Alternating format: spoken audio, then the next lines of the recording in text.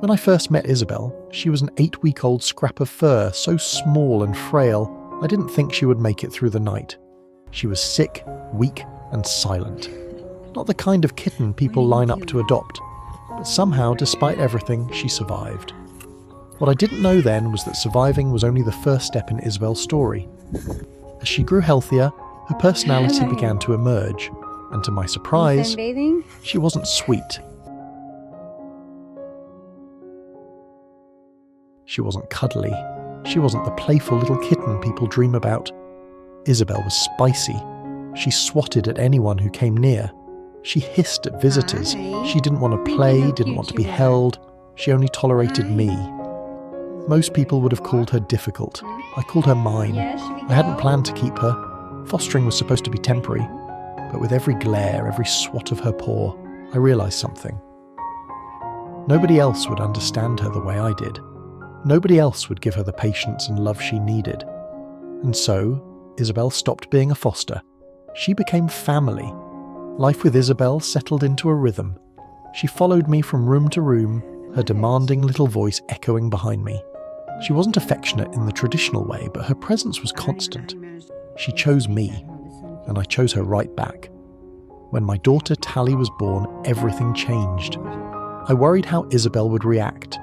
A jealous cat with a sharp personality and a tiny newborn, it was a recipe for disaster. At first, my fears were confirmed. Isabelle would sit beside me while I held the baby, glaring at this new little human who had stolen her place in my arms. She hissed more. She withdrew. I felt guilty. The stress was clear, and I realized she needed reassurance, proof that no matter what, she was still loved. So when the baby napped, I spent time with Isabelle. We went back to our routine, just her and me. Slowly, the jealousy softened. She began to approach the baby cautiously, sniffing her tiny fingers. One day, I caught them side by side, my daughter asleep, and Isabelle lying protectively next to her, eyes half closed as if keeping watch. That was the moment I knew. Isabelle hadn't just survived. She hadn't just chosen me. She had chosen us.